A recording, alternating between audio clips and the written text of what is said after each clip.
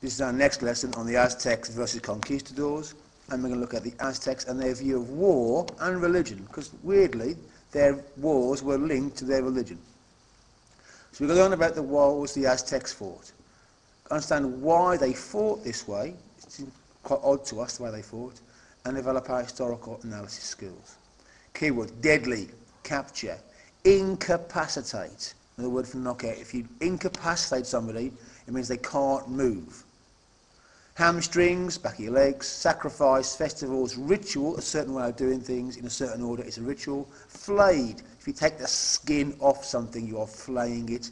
Striping, keyword, cannibal, if you eat human flesh. Why do the Aztecs fight wars?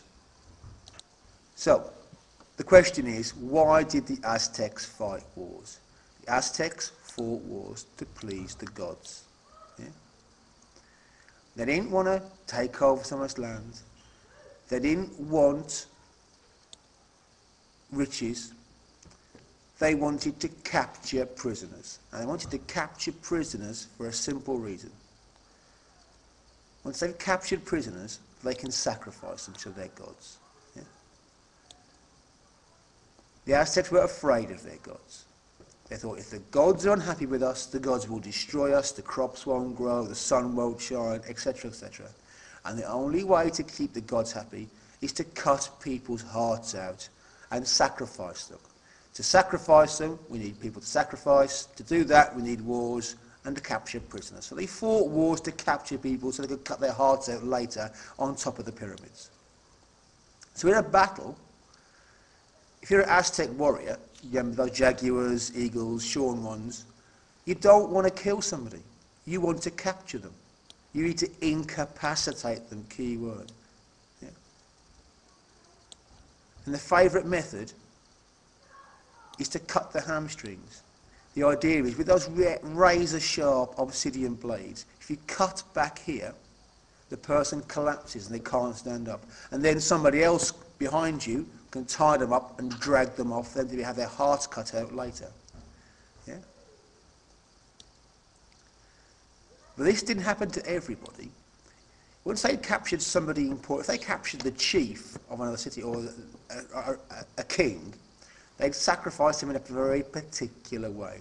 They'd wait till an important festival. And they'd take this important prisoner to the top of the pyramid. Yeah? They would then tie them by the ankle to the big altar on top. And they'd give them one of these war clubs, a cricket bat type thing. Except they would take the razor-sharp obsidian out and put feathers there instead. And then 4 Aztec knights, eagles, jaguars, would attack them. So they're tied on top of the altar. You've got a club, but no sharp edges, and there's 4 guys attacking you from each corner of the altar. And they slash at you. It's called striping. They slash at you. They want you to slowly bleed to death. They want it to take as long as possible. Once you've collapsed through blood loss, your heart was cut out, then the priests would flay you, take your skin off. Your flesh would be eaten, and then the priests, that skin they'd taken off, the priests would wear it until it rotted. Yeah?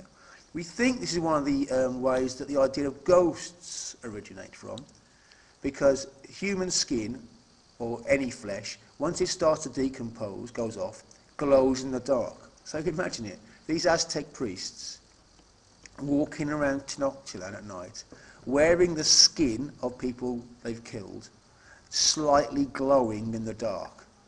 That is a pretty creepy sight. So homework, continue with your posters.